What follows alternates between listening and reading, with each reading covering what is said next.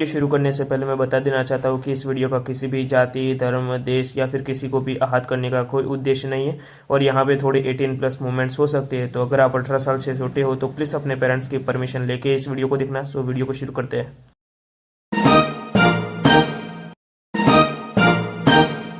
जैसा कि हमने पिछले पार्ट में देखा था कि जो मिस्सू होता है वो उस लड़की के सामने जाता है। वो लड़की जो होती है ना, वो मिस्सू को देखे जा रही थी जैसे कि कोई बेवकूफ़ आ चुका हो उसके सामने, और कहती है कि तुम भला मेरे सामने ऐसे क्यों आए हो, क्या तुम्हें मुझसे कुछ काम है।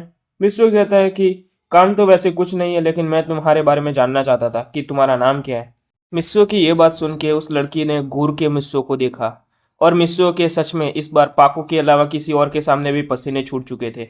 मिस्सू जो होता है ना, वो कहता है कि मुझे माफ़ कर दीजिए, मैं ऐसा करना नहीं चाहता हूँ, लेकिन मुझे ये करना पड़ रहा है क्योंकि वो जो मेरे दोस्त हैं ना, उन्होंने मुझे ज़बरदस्ती से ये कहा है, अगर मैंने ये नहीं किया ना तो वो लोग मुझे बहुत ज़्यादा पीटेंगे और मारेंगे। और ऐसा वो भोली शक्ल बनाते हुए कह रहा था। उसके बाद वो लड़की कुछ टाइम तक मिस्सो को देखती है। वो देखना चाहती थी क्या मिस्सो सच बोल रहा है या फिर झूठ मूठ का नाटक कर रहा है, लेकिन उसकी शक्ल को देख के वो सच मान लेती है। और फिर वो उन तीनों लड़कों की तरफ देखती है जिसने मिस्सो को यहाँ पे भेजा था। जैसे ही वो तीनों उस लड़की की नज़र को अपनी तरफ देखते हैं ना, उन तीनों के शरीर में एक झुनझुनी सी उत्पन्न होने लगती है और वो तीनों के तीनों बहुत ज़्यादा घबरा जाते हैं। वो लड़की धीरे धीरे करके उन तीनों लड़कों की तरफ आ रही थी और आने के बाद वो कहती है कि बताओ इस लड़के को मेरी तरफ किसने भेजा था। वो तीनों कुछ भी समझ नहीं पा रहे थे कि वो लड़की क्या कह रही थी। वो लड़की फिर से गंभीर आवाज़ में कहती है, बताओ इस लड़के को मेरे पास किसने भेजा था, किसने ये कहने को कहा था कि वो मेरा नाम जाने, किसने को इतनी इच्छा है कि मेरा नाम जाने और मेरे बारे में कुछ जाने। मैं उसको बताने के लिए बिल्कुल तैयार हूँ। और वो अपनी मिट्टी बीज लेती है। उसको देखने के बाद वो तीनों के तीनों की हवा टाइट हो जाती है और वो मिस्सो की तरफ देखने लगते हैं जो कि पीछे मुड़ के हंस रहा था। उन तीनों को समझ में आ चुका था कि मिस्सो ने उसके साथ बहुत बड़ा वाला गेम खेल लिया है, लेकिन वो तीनों कुछ भी नहीं कर सकते थे। तभी ध्रुव आगे आता है और कहता है कि वो लड़का मेरा भाई है और भला मैं अपने भाई के साथ ये सब कुछ कैसे कर सकता हूँ, वो तुम्हारे साथ मजाक कर रहा होगा शायद से, और वो हमारा नाम खाली पीली ऐसे लगा रहा है। जो मिस्सू होता है ना, वो फिर से भोली शक्ल बनाते हुए कहता है कि नहीं नहीं, ये तीनों झूठ बोल रहे हैं। ये मानता हूँ कि मेरा भाई है, लेकिन ये मुझे बहुत ज़्यादा परेशान करता है और इसी ने ही मुझे ये कहा था ये सब कुछ करने को।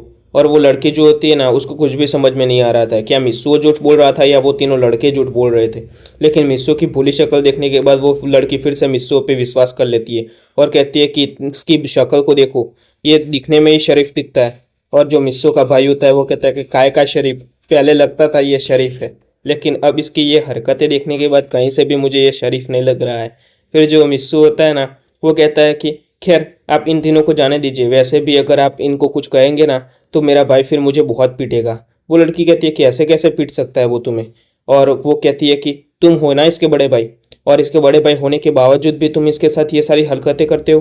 तुम्हें तो अपने भाई का ख्याल रखना चाहिए था। जो ध्रुव होता है ना, वो कहता है कि प्लीज़ मुझे माफ़ कर दो, मुझे समझ में आ चुका है कि मुझे क्या करना है। वो लड़की कहती है कि अगली बार ऐसा कुछ हुआ ना तो सच्ची बता रहा हूँ, तुम तीनों को इस कॉलेज से रस्ट्रिकेट करवा दूंगी मैं। वो तीनों की तीनों बहुत ज़्यादा घबरा जाते हैं क्योंकि उनका करियर शुरू होने से पहले ही ख़त्म हो रहा था इस वजह से। और वो तीनों की तीनों बहुत ज़्यादा माफ़ी मांगते हैं और कहता है कि मैं पक्का कह रहा हूँ कि अगली बार से ऐसा कुछ भी नहीं होगा। और वो लड़की जो मिस्सू के तरफ देखते हुए कहती है कि अगली बार तुम भी ज़रा ध्यान रखना कि ऐसे ही किसी की बात में मत आ जाना, वरना तुम्हारे लिए भी बड़ी मुसीबत हो सकती है। मिस्सू भी अपने सिर को हाँ में हिलाता है और वो लड़की वहाँ से चली जाती है। जो वो ध्रुव होता है ना, वो मिस्सू के पास आता है और उसका कॉलर पकड़ लेता है और कहता है कि कमीने, साले तुझे पता है अभी क्या हो जाता अगर हम तीनों को इस कॉलेज से रस्ट्रिकेट करवा दिया जाता ना, तो हमारी लाइफ की ऐसी की तैसी हो जाती। फिर मिस्सू कहता है कि चिल करो यार, मैं तो सिर्फ मजाक कर रहा था, चलो आज मैं तुम्हें होटल में ले चलता हूँ, आज की पार्टी मेरी तरफ से और तुम्हें जो खाना है वो खा सकते हो तुम। और वो तीनों फिर खुश हो जाते हैं, लेकिन मिस्सू का भाई अभी भी गुस्से में था। लेकिन जो मिस्सू होता है ना, वो कैसे भी करके उसको मना लेता है। मिस्सू जो होता है ना, वो कुछ टाइम बाद होटल से जाने के बाद वो अपने एक अपार्टमेंट में वापस आ जाता है। अपने कमरे में वापस आने के बाद वो सोचता है कि अब मुझे क्या करना चाहिए, और वो कहता है कि मैंने स्मैश लिक्विड को पूरी तरह से खाली कर दिया है, उसका पूरा इस्तेमाल कर लिया है और मेरी बॉडी पे बहुत ज़्यादा बदलाव दिख रहा है। लेकिन अब मैं दोबारा स्मैश लिक्विड का इस्तेमाल नहीं कर सकता हूँ क्योंकि अब मुझे लगता है कि वो मेरी बॉडी पे बिल्कुल भी असर नहीं करेगा, क्योंकि अब तो मैं पहले से ही ब्रॉन्ज लेवल के 5 स्टेज तक पहुँच चुका हूँ और 6 स्टेज तक पहुँचने के बहुत ज़्यादा करीब हूँ। और अब मुझे इस कॉलेज के बारे में भी मेरे को थोड़ा बहुत पता चल चुका है कि यहाँ पे जो आने वाले जो एंट्री लेवल के अंदर जितने भी लोग हैं ना, उनमें से मैं सबसे ज़्यादा आगे हूँ अभी के टाइम पे, जहाँ तक मुझे पता है वहाँ तक। फिर वो लियांग लिक्विड को निकालता है और कहता है कि अब मुझे इसका इस्तेमाल करके दिखना होगा ये कैसे काम करता है। और फिर वो उसकी एक ड्रॉप को निकालता है और अपने मुंह में रख लेता है और कहता है कि एक ड्रॉप से तो कुछ भी नहीं हुआ है, और वो और 2-3 ड्रॉप अपने शरीर में निकाल देता है। लेकिन उसने एक सबसे बड़ी गलती कर दी थी, क्योंकि लियांग लिक्विड का असर बहुत ज़्यादा धीरे धीरे होता है। उस डिस्क्रिप्शन के अंदर भी लिखा था, लेकिन शायद से मिस्सो उस डिस्क्रिप्शन को भूल चुका था। मिस्सो फिर कैसे भी करके अपने आप को नॉर्मल करता है और बैठता है और अपने आसपास की फियांग एनर्जी को एब्जॉर्ब करना शुरू कर देता है। उसके आसपास जैसे फियांग एनर्जी का बाउंडर बन चुका था, क्योंकि मिस्सो बहुत ज़्यादा तेज़ी तेज़ी से एनर्जी को एब्जॉर्ब कर रहा था, और उसके शरीर के अंदर एनर्जी को स्टेबलाइज करने का मौका भी उसको नहीं मिल रहा था। और वो कहता है कि ये सब कुछ क्या हो रहा है, अगर मैंने सही से अपनी एनर्जी को स्टेबल नहीं किया ना, तो मेरी हालत ख़राब हो जाएगी। और वो धीरे धीरे करके एनर्जी को एब्जॉर्ब कर रहा था, और उसको पता चल चुका था कि लियांग लिक्विड कितना ज़्यादा खतरनाक है, ये स्मैश लिक्विड से भी ज़्यादा खतरनाक है। और जो लियांग लिक्विड था ना, उसका असर धीरे धीरे करके ख़त्म हो रहा था, और जो फियांग एनर्जी थी ना, वो बहुत ज़्यादा तेज़ी तेज़ी से एब्जॉर्ब कर रहा था। और उसने इतना ज़्यादा एनर्जी को एब्जॉर्ब कर लिया था ना, कि उसका पूरा शरीर फूल चुका था, और कह रहा था कि मुझे कैसे भी करके इस एनर्जी को बाहर निकलना होगा, और कैसे निकालूं मुझे समझ में नहीं आ रहा है। लेकिन वो कुछ भी नहीं सोचता है और उस एनर्जी को स्टेबलाइज करने की कोशिश करता है। कुछ एनर्जी उसके बॉडी के अंदर स्टेबल होती है, लेकिन बाकी की एनर्जी बिल्कुल भी स्टेबल नहीं हो पाती है। और तभी ध्रुव अंदर आता है, और मिस्सू को इतना फूला हुआ देख के वो कहता है कि यार तेने क्या हाल बना दिया है। मिस्सू अपनी रोनी हुई शक्ल बनाते हुए कहता है कि यार प्लीज़ मेरी मदद कर। जो ध्रुव होता है ना, उसको थोड़ी बहुत अंदाजा था कि इस चीज़ से कैसे निकाला जाए। इस वजह से वो कहता है कि रुक, मैं तेरी कुछ मदद करता हूँ। और फिर वो अपने निडल्स को बाहर निकालता है, और उस निडल को उसके शरीर के अंदर घुसा रहा था, ताकि उसके शरीर के अंदर एनर्जी निकल सके बाहर। लेकिन मित्सुओ ने इतनी ज़्यादा एनर्जी को एब्जॉर्ब कर लिया था ना, कि वो एनर्जी को बाहर निकालना बहुत ज़्यादा मुश्किल हो चुका था उसके लिए।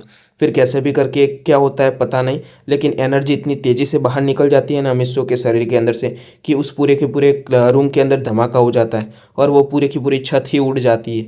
और जैसे ही वो धमाका होता है ना, वो आवाज़ बहुत दूर तक आई थी। और हम मिस्सो का सीन देखते हैं, वो बहुत ज़्यादा थक के नीचे गिर चुका था, और उसके शरीर के छिद्रों से बहुत ज़्यादा खून निकल रहा था। मिस्सो जो होता है वो कहता है कि आज से बाद मैं कभी इसका इस्तेमाल नहीं करूँगा, ये बहुत ज़्यादा खतरनाक है। और मिस्सो बेहोश हो जाता है। ध्रुव जो होता है ना, वो उसको उठा के सीधा हॉस्पिटल की तरफ भागता है। जैसे ही वो मिस्सो को लेके भाग रहा था ना, आसपास के जो स्टूडेंट होते हैं ना रास्ते में, वो मिस्सो को इस हालत में देख के हैरान हो चुके थे, और वो बहुत ज़्यादा घबरा चुके थे। उनमें से जो बाकी के 2 दोस्त थे ना, मिस्सो के रूममेट, वो वहाँ पे रास्ते में ही थे, और वो कहते हैं कि ये सब कुछ क्या हुआ, और ये मिस्सो के साथ ये सारी चीज़ें क्या हो रही है। और वो कहता है कि अभी के टाइम पे जानने का कुछ भी टाइम नहीं है, अभी के टाइम पे मुझे ले जाना पड़ेगा इसको हॉस्पिटल। और वो दोनों कहते हैं कि ठीक है, जल्दी से जल्दी तुम हॉस्पिटल तक पहुँचो, मैं डॉक्टर को फ़ोन कर लेता हूँ, ताकि वो मिस्सो की ट्रीटमेंट के लिए जल्दी से जल्दी इंतजाम करवा सके। और कॉलेज के अंदर जितने भी इम्पोर्टेंट टीचर्स और जितने भी स्टूडेंट थे ना, उन सभी का जो डेटा था ना, वो एक जगह पे रखा हुआ था, जहाँ पे कोई भी कॉलेज का स्टूडेंट कॉलेज की आईडी से वहाँ पे एक्सेस कर सकता था, लेकिन सिर्फ लिमिटेड जानकारी ही ले सकता था, कोई भी इंपॉर्टेंट जानकारी को नहीं ले सकता था। विकास डॉक्टर को फ़ोन करने के बाद सारी सिचुएशन को समझा चुका था। मिस्सो जो होता है ना, वो अभी भी अपनी बेहोशी की हालत में था, और उसके शरीर से खून निकले जा रहा था। जो ध्रुव होता है ना, वो बहुत ज़्यादा पैनिक हो चुका था, उसको समझ में नहीं आ रहा था कि वो क्या करे। और वो बहुत जल्दी डॉक्टर के पास पहुंच जाता है। डॉक्टर के पास पहुंचने के बाद जो डॉक्टर थे ना, वो पहले से ही बहुत सारी नर्स के साथ उसका इंतज़ार कर रहे थे, या फिर कहूँ तो 2-3 नर्स के साथ उसका इंतज़ार कर रहे थे। मिस्सो को ऐसे हालत में देखने के बाद जो नर्स होती है ना, वो जल्दी से जल्दी स्ट्रेचर लाती है, और उसके ऊपर मिस्सो को लेटा देती है, और मिस्सो को फिर ट्रीटमेंट हॉल में ले जाया जाता है। और डॉक्टर जो होते हैं ना, वो उसको बाहर ही इंतज़ार करने को कहते हैं, और कहते हैं कि तुम्हें कॉलेज को रिपोर्ट कर देनी चाहिए, क्योंकि ये बहुत ज़्यादा इंपॉर्टेंट मामला हो सकता है। जो ध्रुव होता है ना, वो कहता है कि ठीक है। लेकिन ध्रुव अभी भी सदमे में था कि मिस्सो के साथ ये सब कुछ क्या हुआ। वो तो सिर्फ उसकी मदद करना चाहता था, क्या उसकी वजह से ये सब कुछ हुआ है। उसको समझ में नहीं आता कि मिस्सो इतना फूला हुआ क्यों था। और वो फिर कहता है कि खैर मुझे कुछ भी नहीं करना है, और फिर वो कॉलेज के अंदर रिपोर्ट कर देता है कि ये सब कुछ हुआ था। क्योंकि कॉलेज के अंदर ये वैसे भी रूल बना दिए गए थे, क्योंकि यहाँ पे जितने भी लड़के थे ना, वो सभी के सभी प्रैक्टिस के लिए आए हुए थे एंट्री लेवल पर। और एंट्री लेवल पर कोई भी के एक दूसरे के साथ लड़ाई करते हुए, या फिर मॉन्स्टर के साथ लड़ाई करते हुए बहुत ज़्यादा जख्मी हो जाता था। इस वजह से उन सबको रिपोर्ट करना बहुत ज़्यादा आवश्यक हो जाता था, ताकि कॉलेज के पास डेटा रहे कि किसको कितनी चोट लगी है, क्या है, ताकि उनके घर वालों तक को रिपोर्ट कर सके। ये सारा जो मामला है ना, वो सेफ्टी डिपार्टमेंट देखता है, क्योंकि सेफ्टी डिपार्टमेंट की फर्स्ट रिस्पॉन्सिबिलिटी है कि किसी भी स्टूडेंट को कुछ भी ना हो, और हर एक स्टूडेंट का ध्यान रखा जाए। क्योंकि हर एक कॉलेज के अंदर ये नियम बनाया गया था कि सेफ्टी डिपार्टमेंट होना ही चाहिए, जब से ये सारी चीज़ें होने लगी है तब से। और जो सेफ्टी डिपार्टमेंट होता है ना, वहाँ तक ये मैसेज पहुँच जाता है ये सारी चीज़ों का। सेफ्टी डिपार्टमेंट में पूरी हलचल मच जाती है इस चीज़ को देखने के बाद कि एक बच्चे की हालत इतनी ज़्यादा गंभीर है। और उस बच्चे की डिटेल को देखा जाता है, और जैसे ही वो लोग मिस्सू की डिटेल को देखते हैं ना, वो लोग इस बात से सबसे ज़्यादा हैरान थे कि इस बच्चे को आए हुए सिर्फ और सिर्फ एक दिन ही हुआ है और अभी के साथ ही इसके साथ ये सारी हालत हो चुकी है। उसके बाद सेफ्टी डिपार्टमेंट वालों ने हॉस्पिटल में फ़ोन किया और हॉस्पिटल में उसकी जानकारी लेने की कोशिश की। और जो नर्स होती है ना, उन्होंने उसकी सारी जानकारी सेफ्टी डिपार्टमेंट को दे दी थी कि अभी के टाइम पे उस बच्चे की हालत कैसी है। ये सारी चीज़ें जानने के बाद सेफ्टी डिपार्टमेंट वालों ने एक बंदे को भेजा और वो जाके पता कर सके कि हॉस्पिटल में अभी उस बच्चे की हालत कैसी है और उसको पल पल की रिपोर्ट दे सके। और उसके बाद सेफ्टी डिपार्टमेंट वालों ने सिक्योरिटी डिपार्टमेंट को कॉल किया और जानने को कहा कि ये सब कुछ कैसे हुआ, और उस बच्चे की डिटेल को भी वहाँ पे भेजा। उसके बाद वो दोनों डिपार्टमेंट अपने अपने काम पे लग चुके थे। उसके बाद हम मिस्सो की तरफ देखते हैं। जो मिस्सो होता है ना, वो अभी भी दर्द में था क्योंकि उसको होश आ चुका था। फिर जो डॉक्टर होता है ना, वो उसको एडवांस पेन किलर दे देता है जिसकी वजह से उसको ज़्यादा दर्द ना हो। उसके बाद जो मिस्सू होता है ना, उसको थोड़ी देर के बाद नींद आ जाती है और वो सो जाता है। सोने के बाद जो डॉक्टर होता है वो बाहर आ जाता है। बाहर आने के बाद वो उसके भाई को पूछता है, कहता है कि तुम कौन हो वैसे। और वो कहता है कि मैं इसका बड़ा भाई हूँ।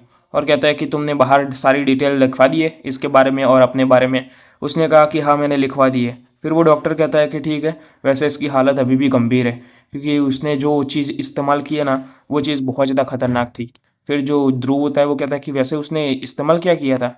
डॉक्टर कहता है कि उसने जो इस्तेमाल किया था ना, वो red variant of Liang liquid था। ध्रुव कहता है ये होता क्या है। डॉक्टर कहता है कि ये लियांग लिक्विड बहुत ज़्यादा अच्छा लिक्विड होता है जो अपनी बॉडी के लिए बहुत ज़्यादा अच्छा होता है, और ज़्यादातर जो डॉक्टर होते हैं ना, वो इसका इस्तेमाल करने को कहते हैं अपने पेशेंट को।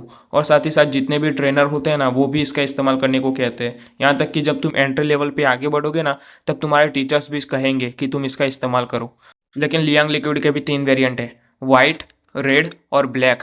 जो ज़्यादातर वाइट वेरिएंट होता है ना, वो ब्रॉन्ज लेवल के बंदे इस्तेमाल करते हैं। रेड लेवल को सिल्वर लेवल के बंदे इस्तेमाल करते हैं, और ब्लैक वेरिएंट को जो गोल्डन लेवल के बंदे होते हैं ना, वही इस्तेमाल करते हैं। लेकिन तुम्हारे भाई ने red variant of Liang liquid का इस्तेमाल किया है और इसी वजह से इसकी ये हालत हो चुकी है।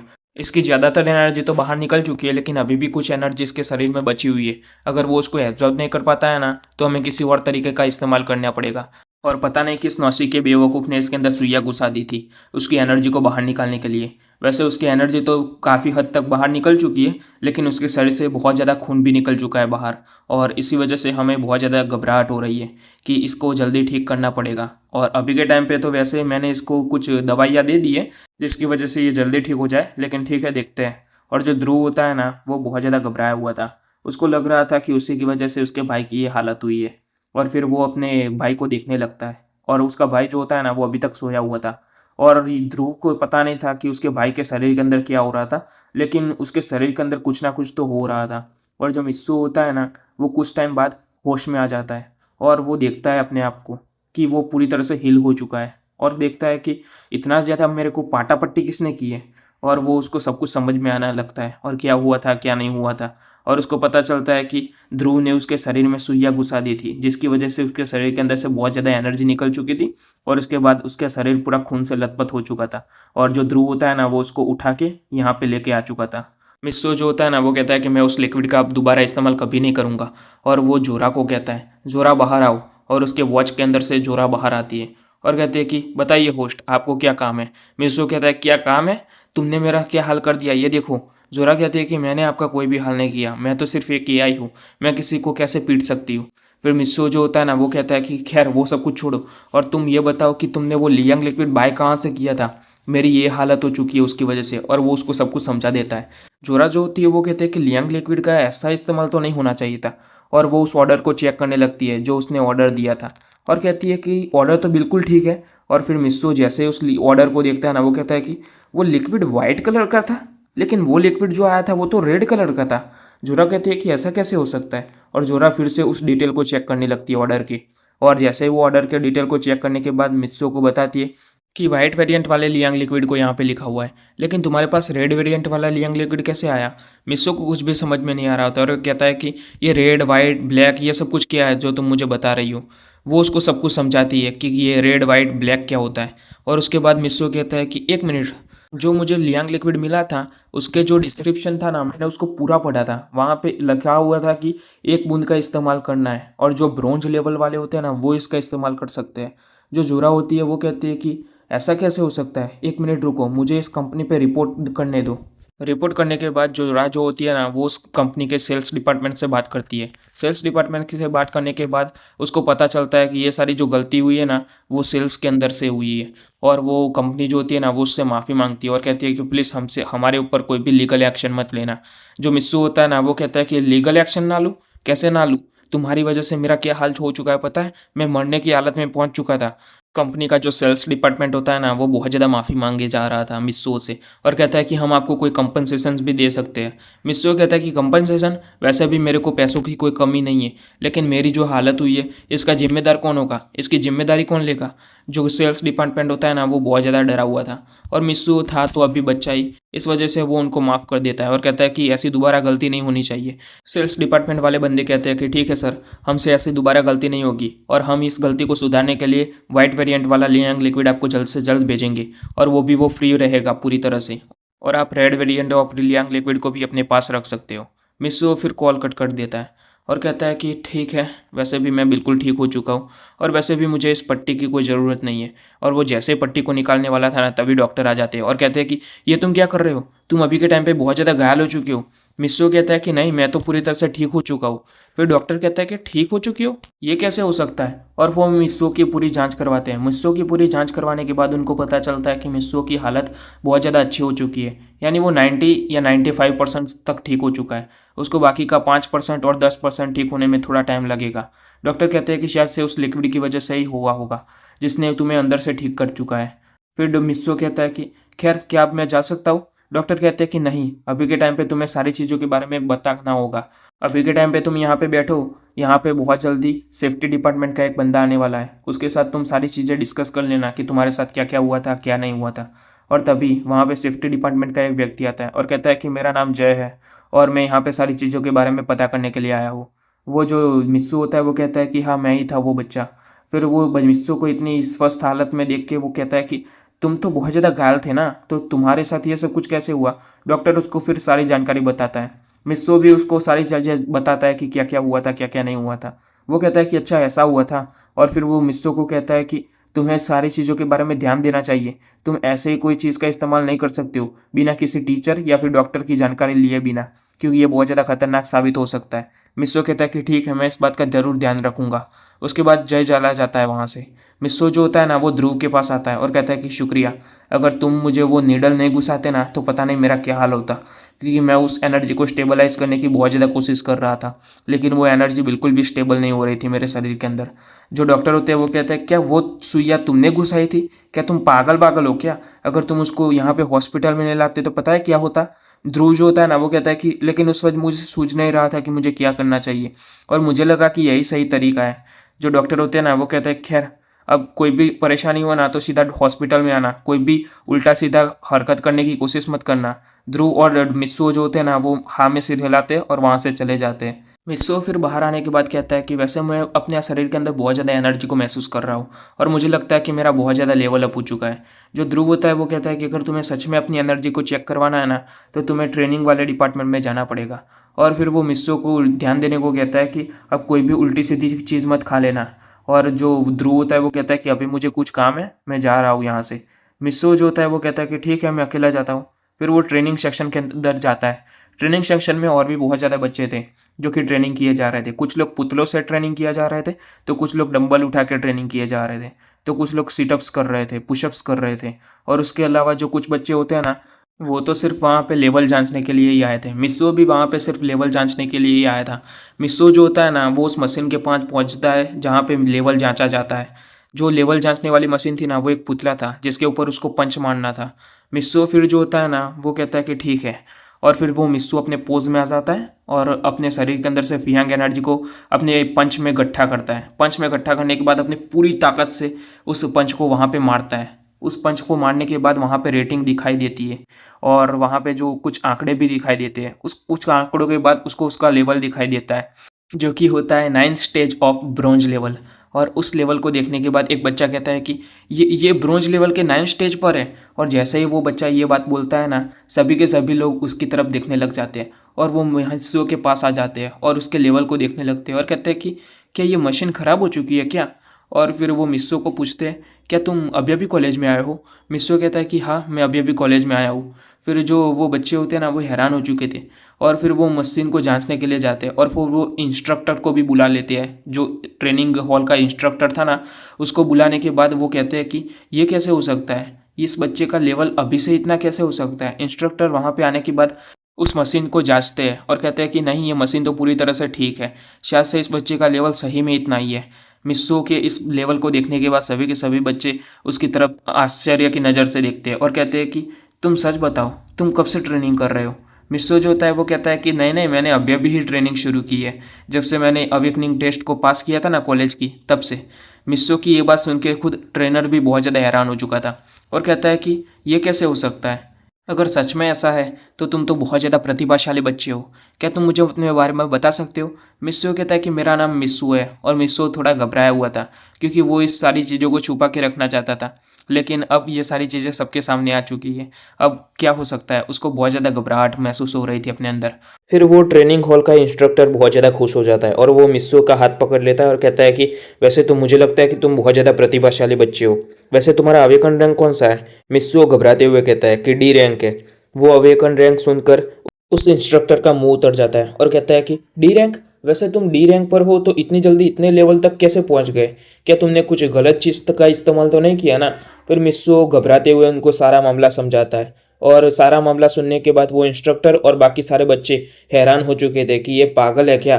फिर इंस्ट्रक्टर फिर से उसको सुनाने लगता है और कहता है कि तुम पागल वागल हो क्या? क्या तुम मरना चाहते हो क्या? अगर वो एनर्जी तुम्हारे शरीर से बाहर नहीं निकलती ना तो तुम्हारा शरीर पूरा फट जाता और तुम वहीं पर ही मारे जाते और ये हमारे कॉलेज के लिए भी बहुत ज़्यादा शर्मनाक बात हो जाती। और तुम क्या अपने माता पिता के बारे में बिल्कुल भी नहीं सोचते हो? ये सारी चीज़ें करने से पहले, ये सारे रिस्क लेने से पहले, रिस्क लेने का मौका मिलेगा, लेकिन जब तुम कॉलेज के अंदर जाओगे ना असलियत में, तब जाके तुम्हें रिस्क लेने का मौका मिलेगा, तब तुम वहाँ पर दिखाना अपनी ये हिम्मत। फिर मिस्सो कहता है कि असल में मेरी पूरी बात तो सुनिए, ऐसा नहीं था जैसा आप सोच रहे हो। फिर मिस्सो उनको सब कुछ समझाता है कि उसने गलत ऑर्डर की वजह से ये सारी चीज़ें ले ली थी और इसके साथ ये सब कुछ हो चुका था। वो इंस्ट्रक्टर कहता है कि ये सारी चीज़ों के लिए अंदर संभाल के काम करना चाहिए और वैसे भी तुम्हें ऐसे ही कोई भी चीज़ को नहीं लेके खा लेना चाहिए। तुम्हें सबसे पहले या तो डॉक्टर या तो किसी इंस्ट्रक्टर की मदद लेनी चाहिए। मिस्सो हाँ में सिर हिलाने के बाद वहाँ से चला जाता है और वहाँ का माहौल पूरा शांत हो जाता है। मिस्सो अपने रूम तक पहुँचता है जहाँ पर कोई भी नहीं था। मिस्सो कहता है कि अब मुझे कुछ ना कुछ करना पड़ेगा क्योंकि मेरे पास सिर्फ 2 ही दिन रह चुके हैं। इन 2 दिनों के अंदर मुझे और ज़्यादा ताकतवर बनना पड़ेगा जिससे मैं सिल्वर रैंक तक पहुँच पाऊँ। अगर मैं सिल्वर रैंक तक नहीं पहुँच पाया ना तो मेरे लिए बहुत ज़्यादा दिक्कत हो जाएगी क्योंकि उसके बाद मैं 32 दिनों तक के लिए गायब रहूँगा। अगर मैं सिल्वर रैंक तक पहुँच जाता हूँ ना तो ये दिन फिर से रिसेट हो जाएगा, मतलब कि ये पूरा टाइम फिर से रिसेट हो जाएगा।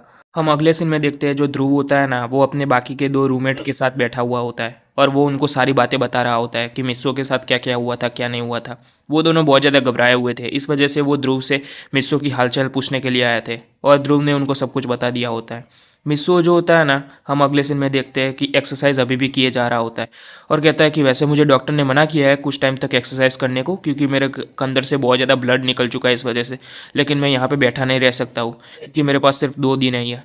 और मिस्सो और भी ज़्यादा ट्रेनिंग करने लगता है और फिर मिस्सो धीरे धीरे करके खड़ा होता है और दूसरे दिन उसकी क्लासेस थी मिस्सो की, इस वजह से वो जाके सो जाता है और वैसे ही पूरा दिन निकल जाता है।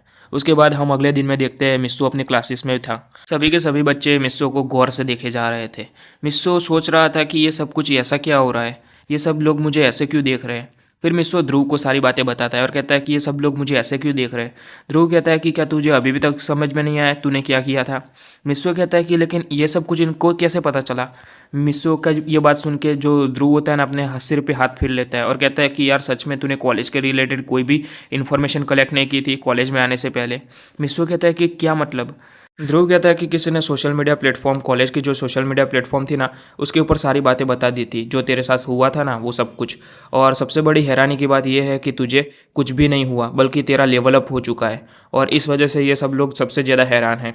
जो ध्रुव होता है ना, वो उसको और भी बताने लगता है सोशल मीडिया प्लेटफॉर्म के बारे में कॉलेज के। मिस्सो कहता है कि लेकिन मैं तो इसके अंदर ज्वाइन ही नहीं हूँ। जो ध्रुव होता है वो कहता है कि इसके अंदर खुद से ज्वाइन होना पड़ता है, कोई तुम्हें ज्वाइन नहीं करवाता है। फिर मिस्सो मन ही मन कहता है कि वैसे भी इस दुनिया का फ़ोन चलाना मुझे नहीं आता है, सोशल मीडिया प्लेटफॉर्म क्या खाक समझ में आएगा। और कहता है कि खैर तुम जो करना चाहो कर सकते हो और वो उसको अपना फ़ोन दे देता है और कहता है कि मुझे भी उसके अंदर ऐड कर लो। और फिर मिस्सू ध्रुव के साथ थोड़ी बहुत चीज़ें सीखने लगता है। ध्रुव उसको बहुत ज़्यादा हैरानी से देखने लगता है कि इसको कुछ भी समझ में नहीं आ रहा था फ़ोन के बारे में। मिस्सू जो होता है ना वो उसकी बात को बदलने की कोशिश करता है और कहता है कि वैसे आज का क्लास कौन सा है। ध्रुव जो होता है ना वो कहता है कि वैसे आज का क्लास कोई ज़्यादा खास क्लास नहीं है। आज के क्लास के अंदर सारी जानकारी दी जाएगी कि अब से एंट्री लेवल के अंदर क्या क्या होने वाला है इन 2 साल को। ये सारी बातचीत चल ही रही थी कि तभी टीचर अंदर आ जाते हैं और कहते हैं कि सभी बच्चे यहाँ पे ध्यान दीजिए और मेरा नाम निहाल है और अभी के टाइम पे मैं 33 ईयर का हूँ और मैं आप सबका ये एंट्री लेवल जो क्लास होने वाली है ना उसका इंस्ट्रक्टर हूँ, पहला इंस्ट्रक्टर। इसके अलावा भी आपके बहुत सारे इंस्ट्रक्टर होने वाले हैं जो कि आपको हर एक चीज़ के लिए सिखाने वाले हैं और हर एक चीज़ के लिए अलग अलग इंस्ट्रक्टर है। मैंने अपना इंट्रोडक्शन तो दे दिया है और आप सभी बच्चे अपना अपना इंट्रोडक्शन दीजिए। सभी बच्चे अपना अपना इंट्रोडक्शन देने लगते हैं बारी बारी से। तभी मिस्सो खड़ा होता है और कहता है कि मेरा नाम मिस्सो सुवा है और सभी बच्चे कहते हैं कि मिस्सो सुवा। और जो ध्रुव होता है ना वो बहुत ज़्यादा हैरान हो चुका था। मिस्सो सुवा, आखिरकार मेरे डैड का नाम तो सुवा तो है नहीं और ये मिस्सो सुवा क्यों बोल रहा है। इंट्रोडक्शन ख़त्म होने के बाद जो टीचर होते हैं ना वो सारी बातें बताने लगते हैं कॉलेज के रिगार्डिंग और उसको एंट्री लेवल के बारे में बताते हैं कि उनके जो लेक्चर्स होने वाले हैं ना वो कौन कौन से स्टेप में होने वाले हैं, कौन कौन से पीरियड में होने वाले हैं और कितने टाइम के लिए कितने लेक्चर्स होने वाले हैं, सब कुछ बताते हैं। उसके बाद जो टीचर होते हैं ना वो सबको ये भी बताते हैं कि अगर किसी को भी मेरी मदद की ज़रूरत हो ना तो बेझिझक मेरे पास आ सकते हो। उसके अलावा मैं तुम लोगों को एक सबसे इम्पोर्टेंट चीज़ बताने वाला हूँ, ज़रा ध्यान से सुनना। सभी बच्चे उसकी बात को ध्यान से सुनने लग जाते हैं। तभी निहाल कहता है कि पॉइंट के बारे में मैं तुम्हें बताने वाला हूँ क्योंकि पॉइंट तुम्हारे लिए बहुत ज़्यादा इंपॉर्टेंट होने वाले हैं अभी के टाइम पे और जब तुम ओरिजिनली कॉलेज में एंटर करोगे ना तब। ये पॉइंट बहुत ज़्यादा इंपॉर्टेंट है क्योंकि इस पॉइंट की मदद से तुम किसी भी कॉलेज में जा सकते हो एंट्री लेवल को पास करने के बाद। सभी बच्चे हैरान हो चुके थे और इनको ये सारी बातें बिल्कुल भी नहीं पता थी। फिर निहाल हंसते हुए कहता है कि हाँ, अगर तुम अच्छे पॉइंट लाते हो तो तुम किसी अच्छी कॉलेज के अंदर एडमिशन ले सकते हो, लेकिन अगर अच्छे पॉइंट नहीं ला पाते हो और तुम बहुत ज़्यादा घटिया पॉइंट लाते हो तो तुम किसी बहुत ज़्यादा घटिया कॉलेज के अंदर जाओगे। और तुम अगर कुछ भी अच्छे खासे पॉइंट लाते हो जो इस कॉलेज की रिक्वायरमेंट है तो तुम इसी कॉलेज में रहोगे, तो तुम्हें कहीं पर भी जाने की ज़रूरत नहीं पड़ेगी। और ये एंट्री लेवल इसी वजह से बनाया गया है ताकि जो भी बच्चे हो जिसका रैंक कोई भी आया हो अवेकन रैंक, लेकिन उससे कोई फ़र्क नहीं पड़ता है, लेकिन उनका पोटेंशियल कितना है ये हमें देखने को मिलता है इस पॉइंट की मदद से। और ये हर एक कॉलेज के अंदर ये सारे पॉइंट्स वाले सिस्टम है और इस पॉइंट की मदद से तुम इस कॉलेज में या फिर किसी भी कॉलेज में जाओगे ना तब तुम वहाँ की टेक्निक्स, दवाइयाँ, हथियार जो चाहो वो सारी चीज़ें तुम इस पॉइंट की मदद से खरीद सकते हो। तुम अपने पैसों का इस्तेमाल करके ये सारी चीज़ें नहीं खरीद सकते हो उन कॉलेज के अंदर से, सिर्फ इस पॉइंट का इस्तेमाल करके ये सारी चीज़ें खरीद सकते हो। यहाँ तक कि जब तुम खाना भी खाओगे ना तब भी तुम इस पॉइंट का इस्तेमाल कर सकते हो, लेकिन खाने के अंदर तुम अपना पैसों का इस्तेमाल करना चाहो ना तो कर सकते हो, लेकिन ये सारी चीज़ें जो टेक्निक्स है ना वो सारी चीज़ें तुम ऐसे ही इस्तेमाल नहीं कर सकते हो। मिस्सो भी ये सारी बातें गौर से सुने जा रहा था। तभी एक बच्चा कहता है कि सर हम ये पॉइंट कैसे कलेक्ट कर सकते हैं। निहाल कहता है कि मैं उसके बारे में ही बताने वाला हूँ और निहाल फिर बताता है कि ये पॉइंट्स तुम है ना अपने कॉलेज के मिशन को कंप्लीट करके कर सकते हो। उसके अलावा तुम जब लेक्चर अटेंड करोगे या जो जो कार्य करते रहोगे ना प्रोग्रेस अपनी, तो उससे भी तुम पॉइंट कलेक्ट कर सकते हो, लेकिन सबसे अच्छा तरीका है कॉलेज मिशन कंप्लीट करके। और मैं तुम्हें ये बताने वाला हूँ कि इस कॉलेज के अंदर तुम्हें एंट्री लेवल कंप्लीट करने के बाद टिकने के लिए कितने पॉइंट चाहिए। कम से कम तुम्हें 1000 पॉइंट की आवश्यकता होगी इस कॉलेज के अंदर टिकने के लिए। अगर तुम 1000 से भी कम पॉइंट लाओगे ना तो तुम्हें इस कॉलेज से निकाल दिया जाएगा। उसके बाद तुम्हें किसी घटिया कॉलेज के अंदर ही जाना पड़ेगा। और तुम अगर 1000 से ज़्यादा अच्छे पॉइंट लाते हो ना तो तुम किसी हाई लेवल कॉलेज के अंदर जा सकते हो। वो तुम्हारे ऊपर डिपेंड करेगा कि तुम कितने पॉइंट बचा के रखते हो, कितने पॉइंट खर्च करते हो, क्या है। और वो सारी चीज़ें बहुत ज़्यादा इंपॉर्टेंट हो जाती है। फिर वो क्लास ख़त्म हो जाती है। क्लास ख़त्म होने के बाद जो मिस्सू होता है ना वो क्लास के बाहर जाने लगता है। क्लास के बाहर जैसे वो जा रहा था ना कि तभी ध्रुव जो होता है ना वो उसका हाथ पकड़ लेता है और कहता है कि जल्दी से जल्दी बताओ कि तुम कौन हो। मिस्सू जो होता है ना वो उसकी ये बात सुन के हैरान हो चुका था। फिर वो उसको कहता है कि मैं कौन हूँ, ये क्या कह रहे हो तुम। ध्रुव कहता है कि सच बताओ कि तुम सच्ची में कौन हो। सो गाइस वीडियो बस यहीं तक थी। आशा करता हूँ कि आपको ये वीडियो पसंद आई होगी। और गाइस जानता हूँ कि 2 घंटे की वीडियो कहा था और सिर्फ आधे घंटे में ये मैं ख़त्म कर रहा हूँ, लेकिन गाइस मुझे माफ़ कर देना क्योंकि मैं बोला तो था, लेकिन गाइस ये वीडियो बनाना बहुत ज़्यादा मुश्किल हो रहा है मेरे लिए क्योंकि 2 घंटे की वीडियो वॉइस ओवर करना बहुत ज़्यादा दिक्कत का काम है। क्योंकि आप लोग सोचते हो कि सिर्फ वॉइस ओवर ही करना है, लेकिन नहीं गाइस, इसके अंदर हर एक वॉइस ओवर जितनी भी क्लिप होती है ना उसके ऊपर वॉइस रिमूवर का इस्तेमाल करता हूँ मैं, ताकि आप लोगों को वॉइस क्लियर सुनाई दे, ताकि आसपास की जितने भी शोर शराबे हैं ना वो आपको सुनाई ना दे। इस वजह से गाइज़ मुझे ये वॉइस रिमूवर का इस्तेमाल करना पड़ता है। और गाइज़ मुझे उसके अंदर टैग्स लगाने पड़ते हैं और भी बहुत सारी चीज़ें करनी पड़ती है यूट्यूब के अंदर। लेकिन गाइज़ आप चिंता मत कीजिए, आज रात 12 बजे से पहले मैं 15 मिनट की एक और वीडियो लाने वाला हूँ। उसके अलावा गाइज़ कल सुबह 9 बजे से पहले गाइज़ मैं 15 मिनट की एक और वीडियो अपलोड कर दूंगा। और कल रात 12 बजे से पहले गाइज़ मैं आधे घंटे की एक और वीडियो अपलोड कर दूंगा। उसके अलावा गाइज़ मैं 15 मिनट की कल CWP जो है ना, कार्टून वर्ड परमैन, उसके ऊपर भी मैं एक वीडियो लाने वाला हूँ, जो परमैन जीरो से हीरो वाली स्टोरी है ना, उसके regarding. So guys I hope आप लोग मुझे माफ़ कर देंगे। गाइज़ मैंने बोला था 2 घंटे की वीडियो के लिए, लेकिन मैं नहीं ला पाया क्योंकि गाइज़ बहुत ज़्यादा दिक्कत होती है। मैं बोल तो दिया लेकिन बहुत ज़्यादा दिक्कत होती है।